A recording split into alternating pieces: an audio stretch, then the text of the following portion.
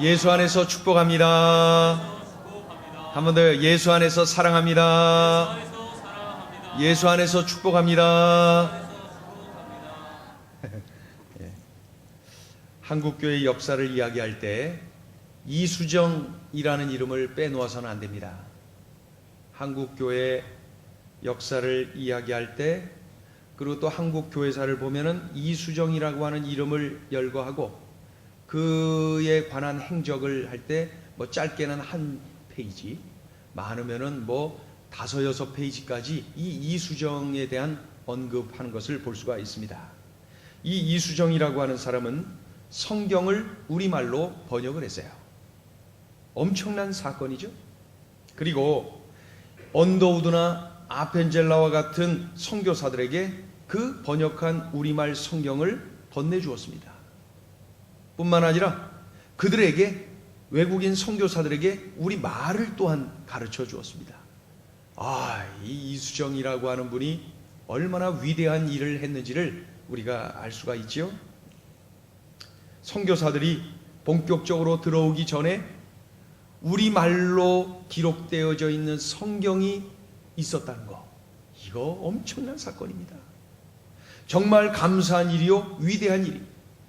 선교사들이 본격적으로 들어오기 전에 이미 우리말로 성경이 번역되었다.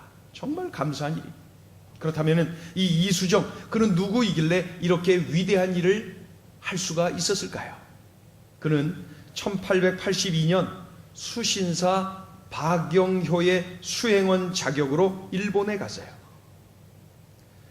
그곳에서 당대 일본 최고의 대표적인 농학자이자 기독교인이었던 쓰다라고 하는 학자와 교분을 갖게 됩니다. 그분의 이름이 쓰다. 그러던 중 그 쓰다의 인도로 어느 날 그 성탄절을 맞이해서 성탄절 때 교회를 처음 나가게 됩니다. 성탄절에 처음 나가서 예배하는 중에 그가 은혜를 받고 예수님을 영접하는 역사가 일어납니다. 바로 이 이수정이 말이죠. 그리고 그토록 위대한 일에 도구로 쓰여지는 멋진 삶을 살게 되지요. 이 쓰다라고 하는 일본의 그리스도인, 당대 최고의 농학자였던 바로 이 쓰다라고 하는 분이 이수정을 그날 성탄절에 손잡고 인도를 해서 그날 예배하는 중에 놀라운 은혜를 누리게 된 것이죠. 아기 예수 탄생하신 성탄절에 주님을 경배하다가 인생의 변화를 경험한 사람이 이수정. 왕으로 오신 아기 예수를 예배하다가 인생이 완전히 변화된 사람 이수정.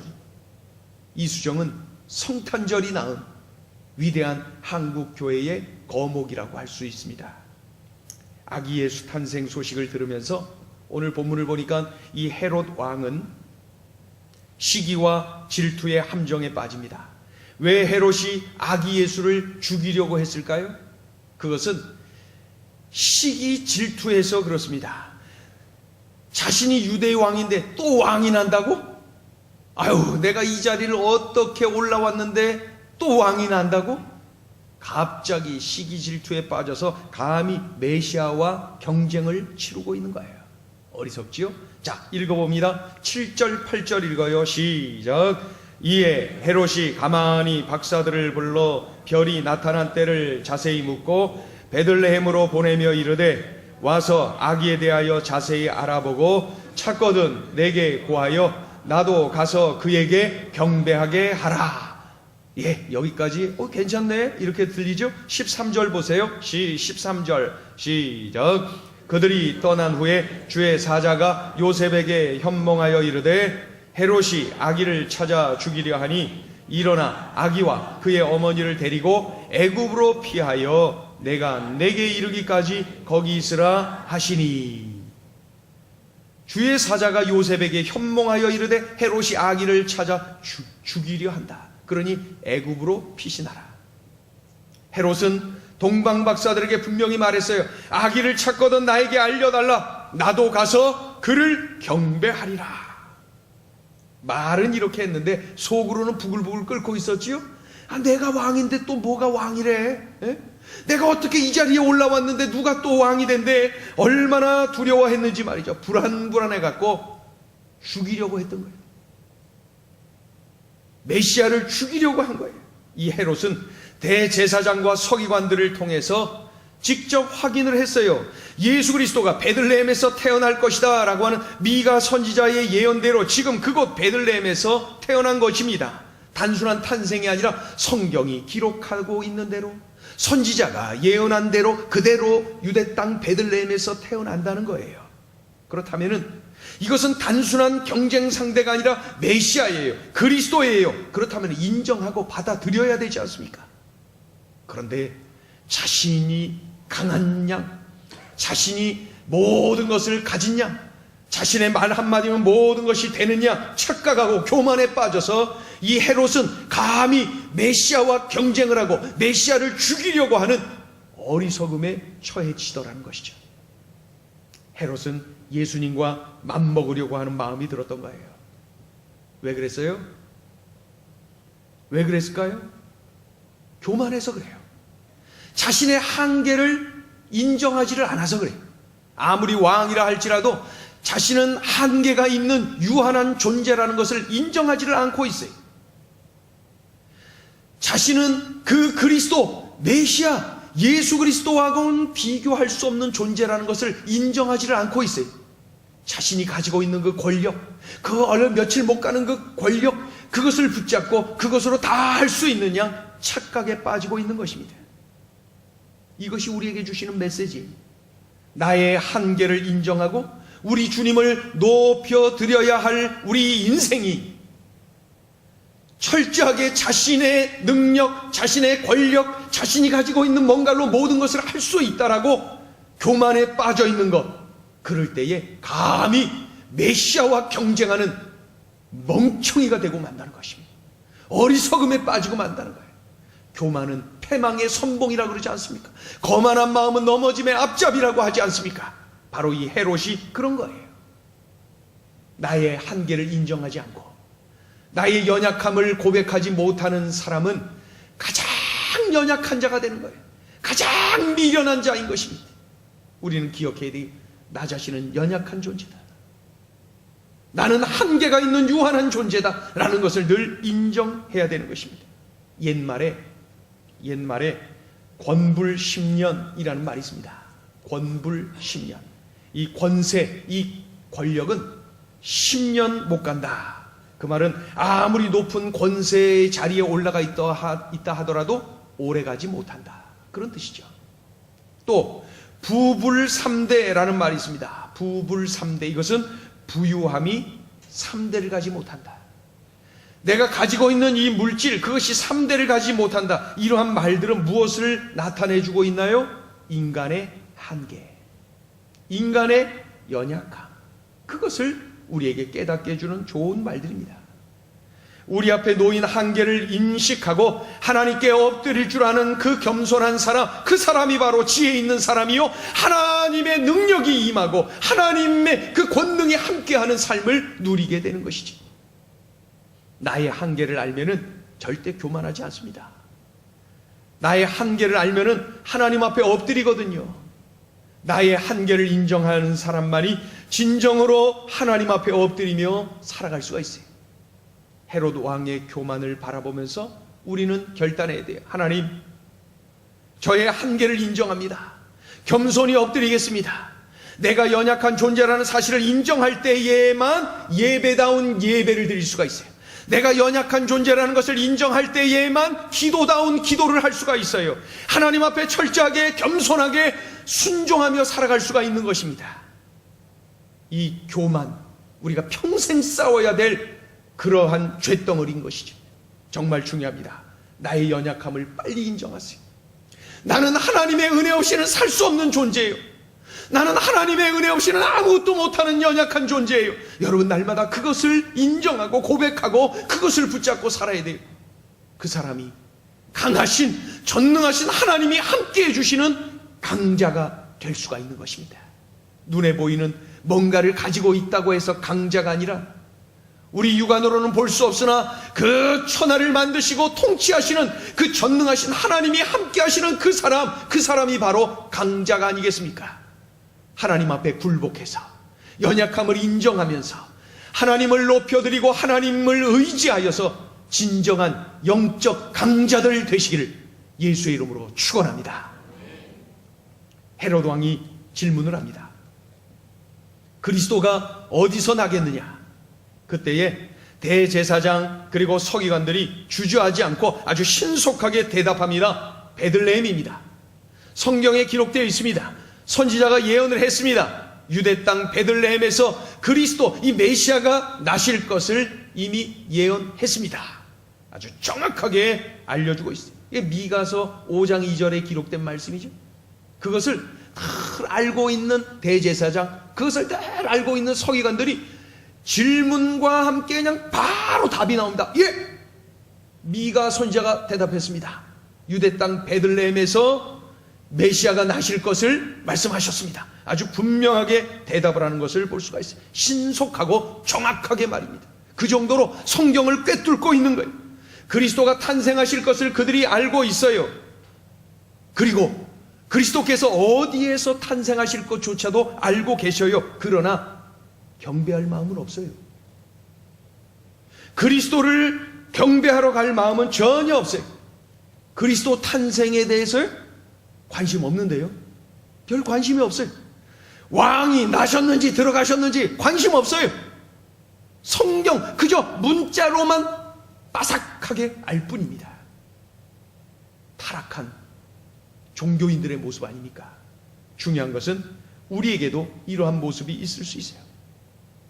형식적인 신앙생활, 껍데기만 남아있는 그 형식에 빠져있는 신앙인의 모습, 생명력이라고는 찾아볼 수 없는 그러한 모습, 이것이 바로 대제사장과 서기관들의 모습 속에서 보이지 않습니까?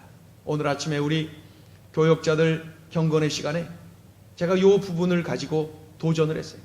이것이 나의 모습이 될 수 있고 전사님들의 모습이 될 수가 있다.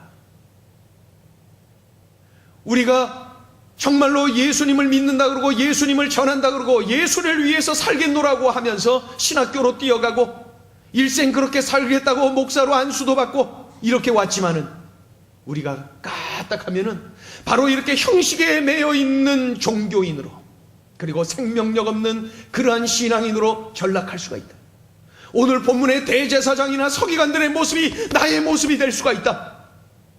우리들이 오늘 아침에 서로를 향해서 도전하면서 오늘 이 말씀을 묵상했어요. 한국교회 역사가 더해가면서 3대째, 4대째 예수 믿는 집안을 흔히 볼 수가 있어요. 뭐 4대째, 5대째도 그렇게 어렵지 않게 만날 수가 있어요. 우리 교회 그 이찬희 전사님 그 바로 밑에 동생 결혼식 할 때 제가 주례를 하면서 집안 어른들을 잠시 만났는데 그 어른들하고 대화를 하는 중에 저 집안이 6대째 신앙인의 집안이에요. 그러니까 뼈대 있는 집안이죠. 우리 이찬희 전사님. 그래서 우리가 무시하지 않기로 했는데 이따 뼈를 좀 한번 좀 만져보세요. 뼈대 있는 가문에 6대째. 저도 지금까지 5대째를 저 부천에서 5대째 신앙생활하는 분을 만나봤는데 그게 한 20년 가까이 됐으니까 그 가문도 6대째 되지 않았을까 여겨지는데요. 직접 6대째 만난 것은 이게 처음이에요. 6대째 신앙인과 함께 이렇게 교회를 같이 섬기게 된 것 제가 참 감사하죠. 고마워요. 6대째. 그런데 6대째가 조심해야 돼. 조심해야 돼 이게. 형식적인 신앙생활에 빠질 수가 있어요. 요 6대째 조심해야 돼. 생명력 없는 신앙, 요 3대, 4대, 5대, 요 조심해야 됩니다. 타성에 젖어 버릴 수가 있거든요. 언젠가부터 내게 펄펄 끓었던 그 야성을 잃어버리고 그저 형식에 매여 있고 전통에 매여 있고 타성에 젖어 있는 생명력 없는 그러한 모습이 나의 모습이 될 수가 있는 거예요. 그래서 제가 아침에 그랬어요. 조심하라고.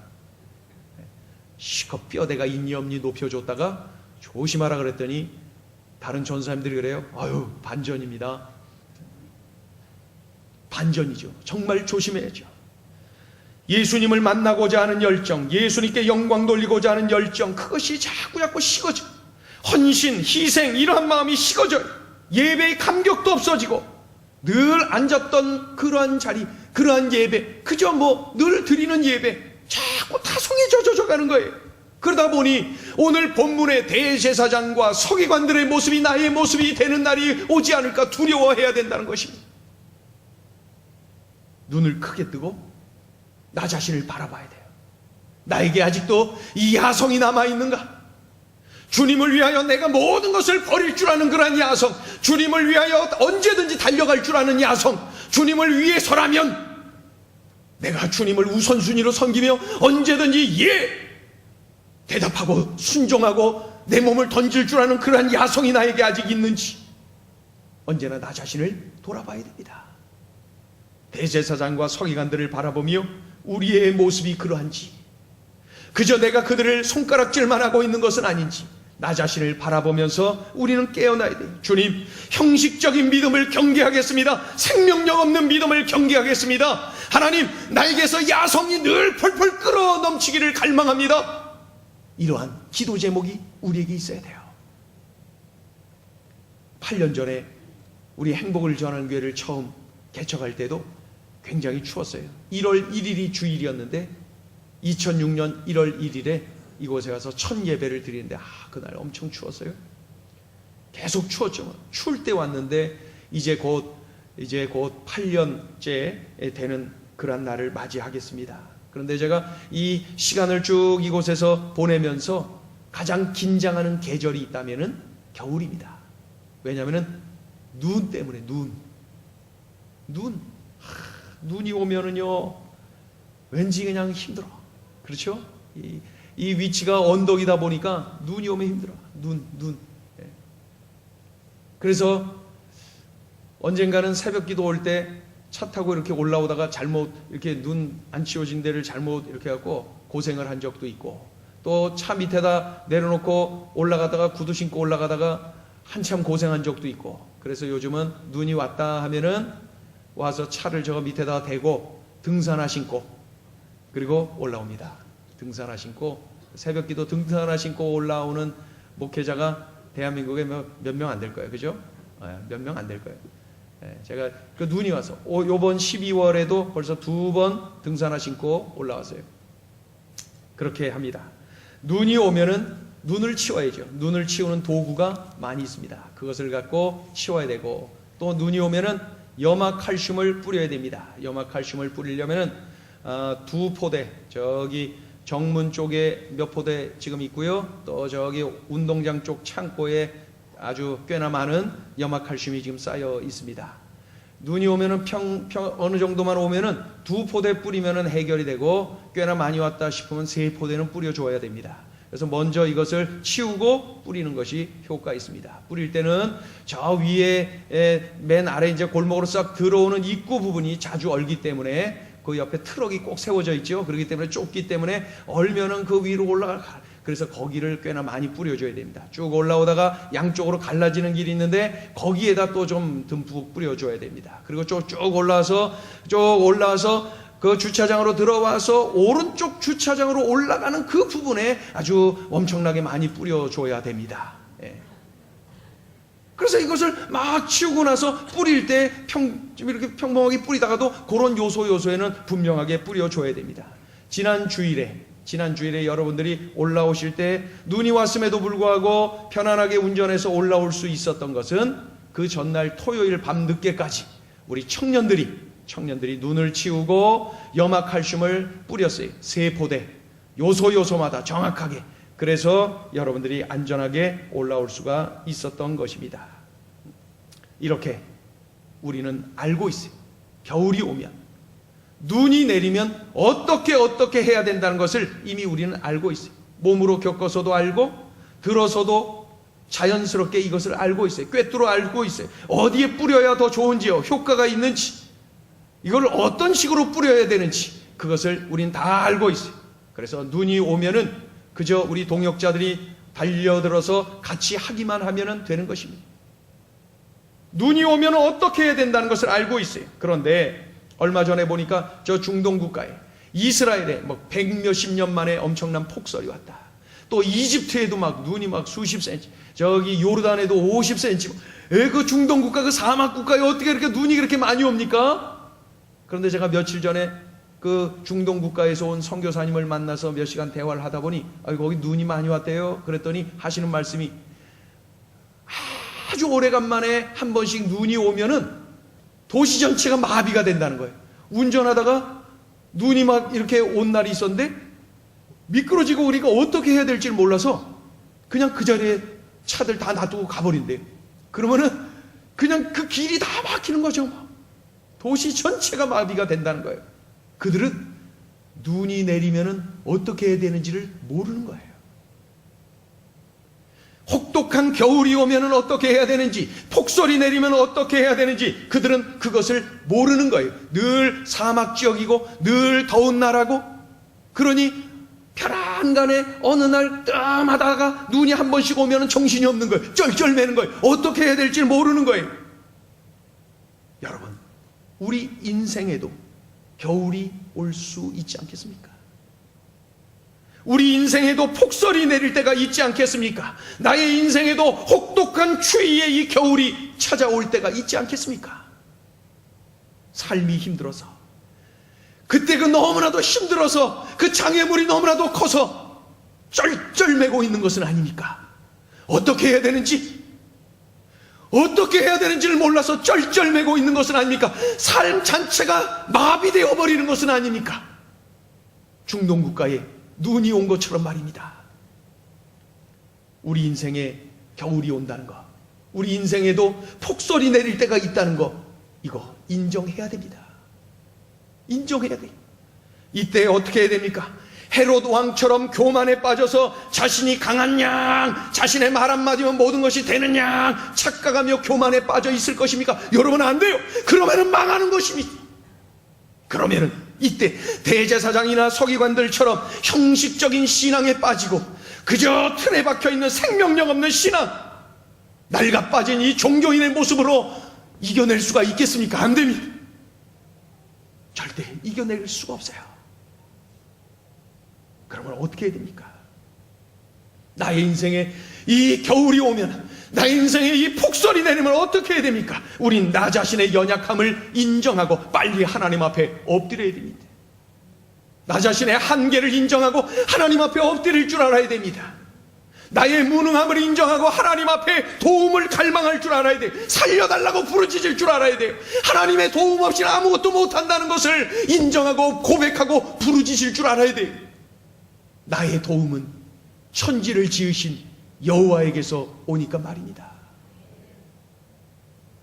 그때 하나님의 은혜로 나는 그 폭설 가운데서도 이겨나갈 수가 있어요. 그 혹독한 추위의 겨울을 나는 넉넉하게 이겨나갈 수가 있는 거예요. 그리고 그 겨울을 지나고 그 폭설을 극복하고 나갈 때 나 자신도 모르게 신앙이 쑥 성장해 있는, 하나님과 꽤나 가까이 하고 있는 나 자신을 발견하게 되는 것입니다. 때로는 폭설이 필요해요. 때로는 혹독한 추위가 내 삶에 필요한 것입니다. 그때 내가 성장하게 되니까 말입니다. 동방 박사들은 성경을 잘 몰라요. 그저 별을 연구하는 점성가이들 뿐입니다. 그러니 유대 땅에서 태어나시니 당연히 수도인 예루살렘이겠지 하고 예루살렘으로 온 것입니다. 별을 따라왔는데 어떻게 하다가 그냥 예루살렘으로 온 거예요. 예루살렘. 잘못 왔어요. 베들레헴은 저쪽으로 가야 되는데 이 수도에서 나시겠지 뭐 이렇게 하고 그냥 별 따라서 이렇게 오다가 그냥 수도로 이 예루살렘으로 온 것입니다. 그렇지만은 그들은 성경도 몰라요. 그들은 어느 자리에서 그리스도가 탄생하실지도 몰라요. 그러나 이 동방 박사들이 분명히 가지고 있는 목적이 있었어요. 그들이 품었던 목적이 뭐냐고요? 아기 예수님을 경배하리라, 그리스도를 경배하리라, 메시아를 예배하리라. 이 목적은 선명했어요. 먼 나라에서 별을 따라왔어요. 메시아 탄생에 대한 확신을 가지고 왔어요. 이 동방 박사들은 별을 따라가던 중에 마침내 유대 땅 작은 마을 베들레헴에 가서 예수님을 만났어요. 예수님 앞에 엎드려서 경배했어요. 정성을 다해서 멀리서 가지고 온 그 예물, 황금, 유향, 모략, 그것을 예수님께 바치는, 예물을 드리는 그들의 모습을 볼 수가 있어요. 동방박사들, 그들이 확신하고 있는 것이 있지요.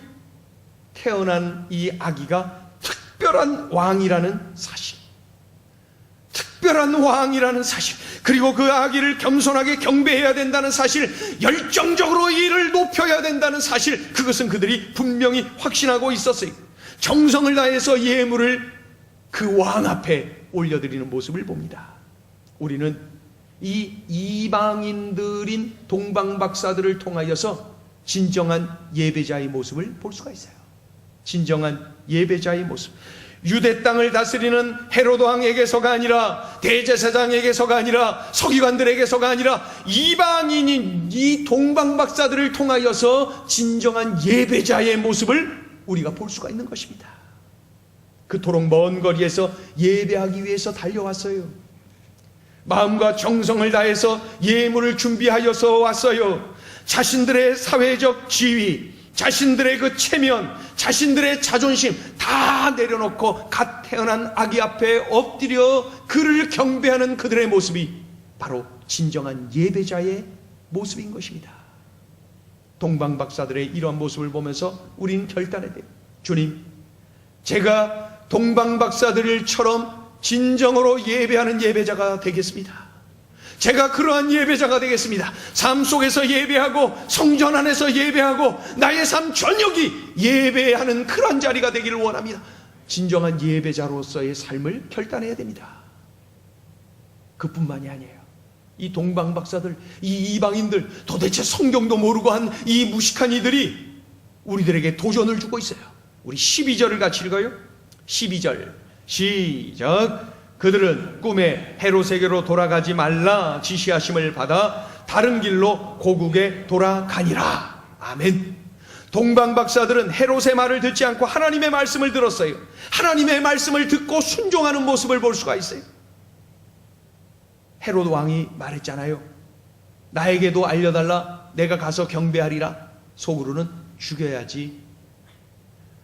그 헤롯 왕의 말을 거부하고 하나님의 말씀에 순종하는 동방박사의 모습, 여러분, 이것이 바로 예배에 성공한 이들의 모습인 것 여러분 아십니까? 진정한 예배자로 주님 만난 그러한 감격적인 예배의 삶을 산 예배자는 삶 속에서 이렇게 하나님의 말씀에 순종하는 승리의 삶을 사는 것입니다. 진정한 예배자, 승리한 예배자는 삶 속에서 하나님의 말씀을 구현해내면서 사는 거예요, 여러분. 그래서 예배 따로 삶 따로가 아니에요. 하나님의 말씀을 들었습니까? 예배했습니까? 그러면 삶 속에서 하나님의 말씀대로 내가 그렇게 살아내는 거예요. 이것이 바로 2000년 전에 이방인이었던, 도대체 성경도 몰랐던, 그러면서도 2000년이 지난 오늘 이 한자리에 우리에게 도전을 주는 도구로 쓰고 계시는 점성가들, 그 동방박사들의 모습인 것입니다. 우리들은 그들처럼 진정한 예배자가 돼야 돼요. 그리고 예배를 드렸거든, 예배에 성공했거든, 들려주신 말씀대로 순종하면서 나의 삶 속에서 그렇게 살아내야 된다는 것입니다. 며칠 전에 교계 신문을 보니까 우리가 잘 아는 전도자 닉 부이치치가 이렇게 기사화되어 있는데, 이 닉 부이치치라고 하는 이 전도자가 올 한 해 복음을 많은 사람들에게 전했는데 4억 명에게 전했답니다. 복음을 4억 명, 저 몸으로 4억 명에게 복음을 전했다는 거예요, 여러분. 저 몸으로 4억 명에게 복음을 전했다. 헝가리, 일본, 베트남, 홍콩, 대만, 에콰도르 등등등 올 한 해만 해도 24개국을 돌면서 예수님을 이 땅에 보내신 하나님을 전했대요. 이 땅에 구원자로 오신 예수님을 증거했대요. 어려운 환경 속에서도, 절망의 환경 속에서도 예수 안에서 희망을 가질 것을 선포하면서 24개국 4억 명을 만나면서 복음을 전했다는 것입니다.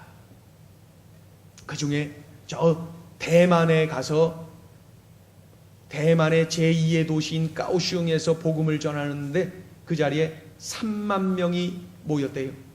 3만 명이 모였는데 그가 전하는 말씀을 듣고 간증을 듣고 그 자리에서 3천 명이 예수 믿겠다고 일어나서 결심했답니다.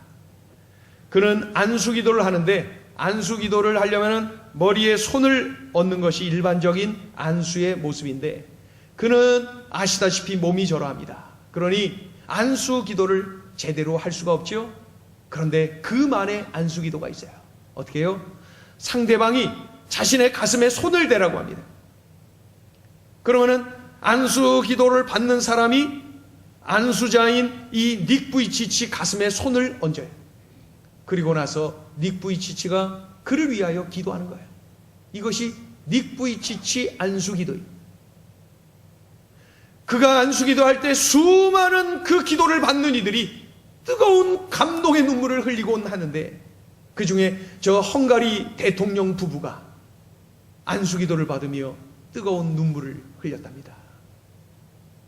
전 세계를 누비며 수많은 이들에게 복음을 전하고 예수님의 이 땅에 오심의 사건을 전하고 있는 닉 부이치치, 그는 진정한 예배자였어요.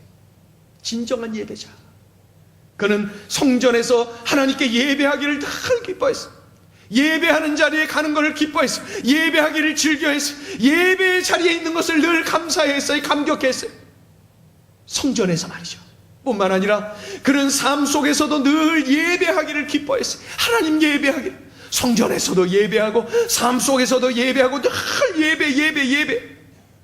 그리고 그는 주님께서 자신에게 주시는 말씀을 붙잡고 철저하게 순종의 삶을 살고 있다는 것입니다. 동방박사가 떠오르고 닉 부이치치가 떠오릅니다. 그런 그를 통해서 하나님은 21세기의 위대한 일을 지금 진행하고 계시는 것이죠.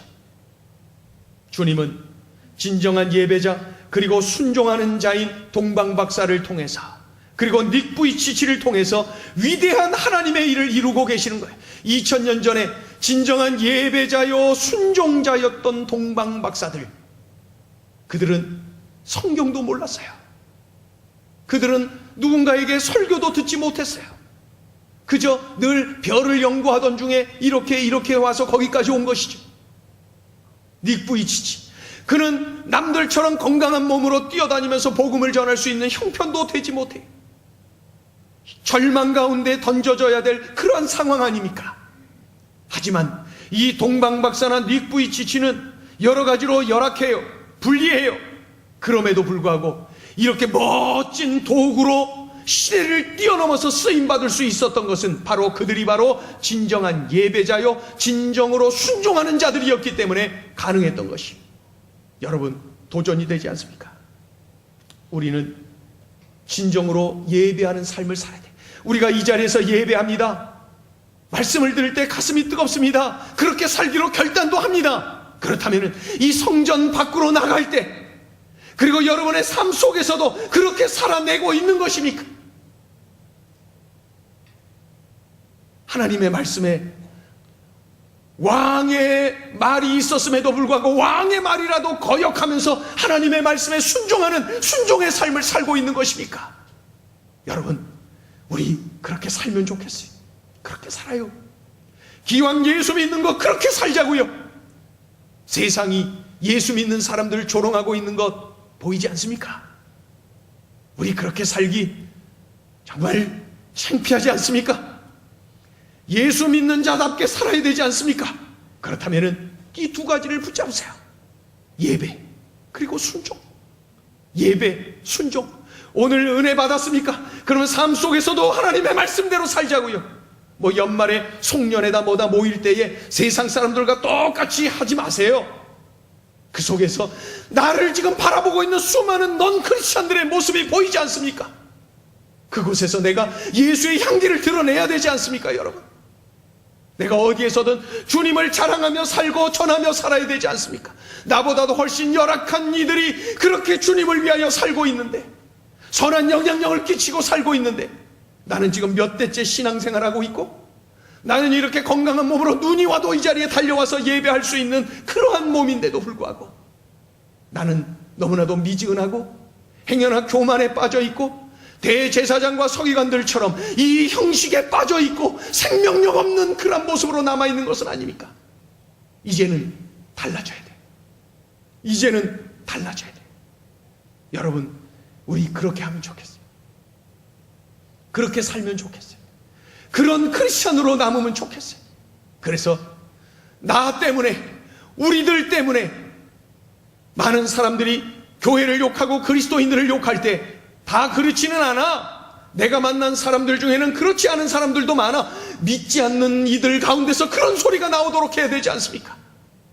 여러분, 오늘도 우리 주님은 그 한 사람을 찾고 계신 거예요.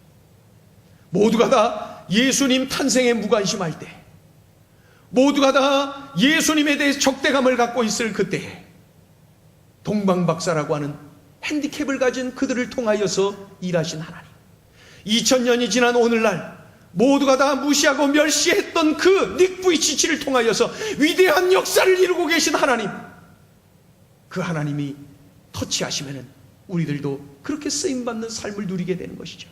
그렇다면은 왜 하나님이 그들을 쓰셨는지를 알아야 돼. 예배, 진정한 예배자가 되세요. 그리고 순종, 하나님의 말씀이라면은 저 왕의 말이라도 거역할 줄 아는 야성을 가지고 하나님 말씀에 내 몸을 던지세요. 그렇게 사는 거예요. 그럴 때 우리 하나님은 내 인생을 빛나게 만들어 주시고 내 인생을 통하여서 위대한 하나님의 일을 이루어 가시는 것입니다.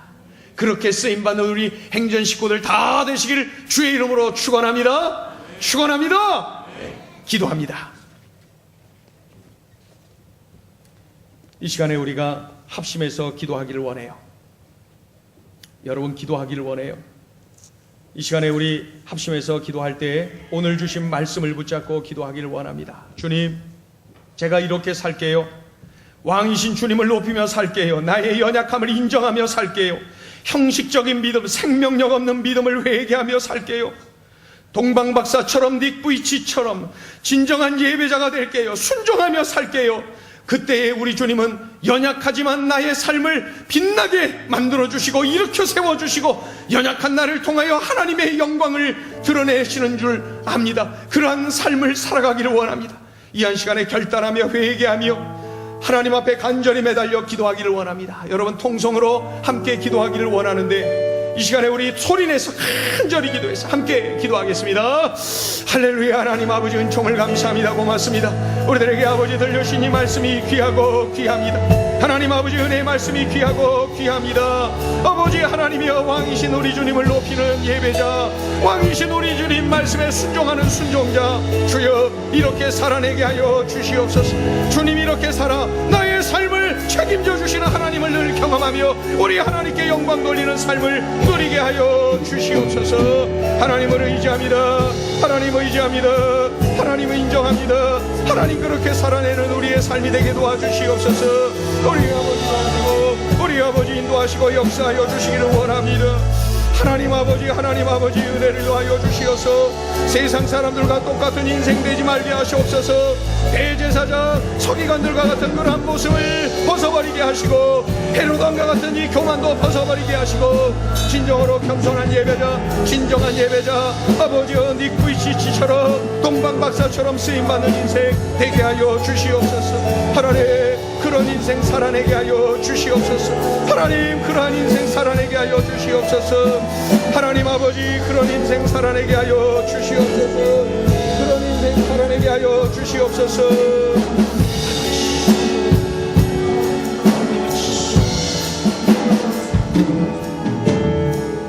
이 시간에 우리가 우리 주님을 찬양하기를 원합니다.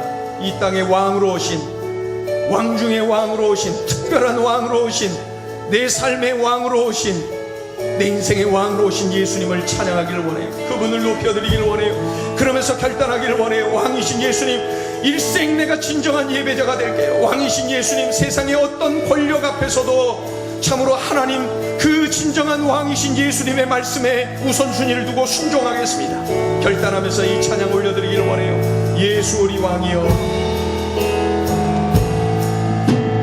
예수 이곳에 오소서.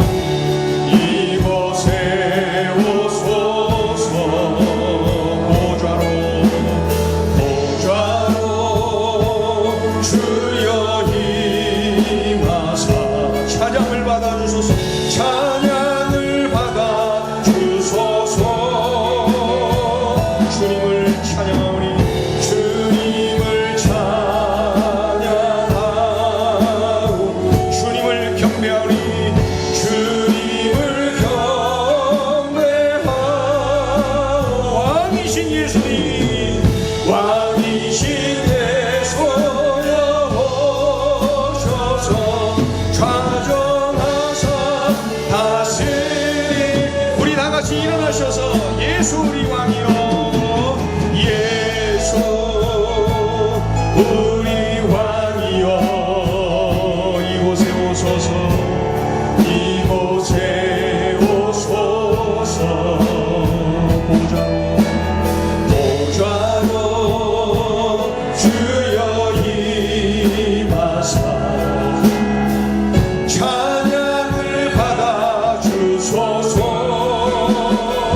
주님을 찬양하오니 주님을 찬양하오.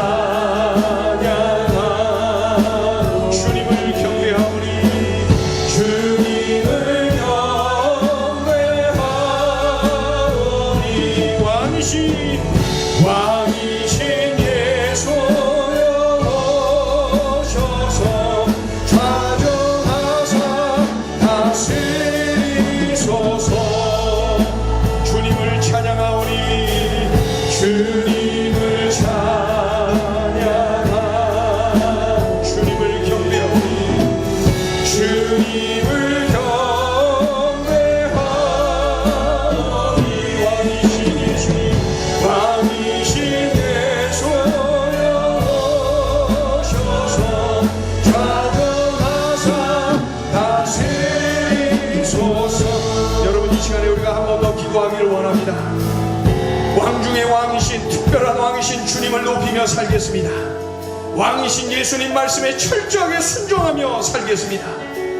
교만을 버리겠습니다. 나의 연약함을 인정하며 살겠습니다. 형식적인 믿음, 생명력 없는 믿음, 야성이 없는 그 종교의 껍데기만 남아있는 그런 모습들 버리겠습니다. 동방박사처럼, 닉부이치치처럼 진정한 예배자가 되겠습니다. 주님의 말씀에 전적으로 순종하며 살아내겠습니다. 그래서 우리 하나님께 영광 돌리는 인생 살아내겠습니다. 이 땅에 선한 영향력 끼치며 살아내겠습니다. 우리 다시 한번 통성으로 함께 기도하겠습니다. 할렐루야. 하나님 아버지, 은총을 감사합니다. 고맙습니다. 우리들에게 들려주신 말씀이 귀하고 귀합니다. 오늘 들려주신 이 말씀에 명심하여 꼭 이렇게 살아내는 우리의 삶이 되게 도와주시옵소서. 주님을 의지합니다. 주님을 기대합니다. 주님을 바랍니다. 주님께 감사드립니다. 주여, 기왕 예수 믿는 것 이렇게 살게 하소서. 기왕 우리 주님을 드러내며 살기를 원하는 것, 주여, 나도 이러한 인생을 누리게 하여 주시옵소서. 짧고 짧은 나의 삶, 아버지여, 연약하고 무능하고, 아버지여, 나약하고 미약하나, 하지만 성령께서 나와 함께 하실 때 나도 그렇게 살아낼 수가 있는 줄 믿습니다. 아버지 하나님을 무엇보다도 진정한 예배자로 서게 하소서. 주의 음성에 철저히 순종하는 하나님의 자녀들이 되게 도와주시옵소서. 주여, 그렇게 살아내게 하소서. 주님, 그렇게 살게 하소서. 주여, 그렇게 살아내게 하소서. 하나님이여, 그렇게 살아. 아버지 하나님이여, 이 땅에서 지금도 찾고 계시는 진정한 예배자, 하나님의 말씀대로 살아내는 순종자, 주여, 내가 그러한 인생 되어 하나님께 영광, 또 이 땅의 많은 이들에게 선한 영향력을 끼치는 아버지여, 이 지역의 닉부이치치가 되게 도와주시고 이 지역의 동방박사들이 되게 하여 주시옵소서. 하나님을 의지합니다. 하나님 의지합니다. 성전 안에서 예배하고 진정한 예배를 드리게 하시고 삶 속에서 예배하며 진정한 예배자로, 열정적인 예배자로 승리하게 하여 주시옵소서. 하나님을 기대합니다. 우리 하나님을 기대합니다. 우리 하나님을 의지합니다. 하나님, 우리 모두가 이렇게 살아 아버지 썩은 이 땅에, 아버지 어두워진 이 땅에 소금으로 빛으로의 삶을 감당하는 우리 모두가 되게 하여 주시옵소서. 주님을 의지합니다. 우리 주님을 찬양합니다. 동방박사를 들어 일하신 주님, 닉부이치치를 통하여 일하고 계신 주님, 우리를 통하여서 영광 받으시고 우리를 통하여 주의 뜻이 이 땅에 이루어지는 역사가 힘차게 나타나게 하여 주시옵소서.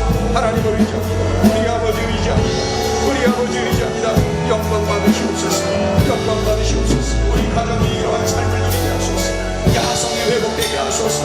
세상과 맞서 싸우게 하시고 사단과 맞서 싸우게 하시고 영적 싸움에서 승리하는 우리의 삶이 되게 하여 주시옵소서.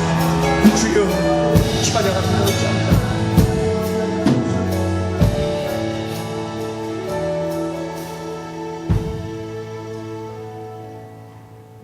하나님 아버지, 2000년 전 동방박사와 같은 참으로 연약한 자들을 통하여 위대한 일을 이루셨습니다.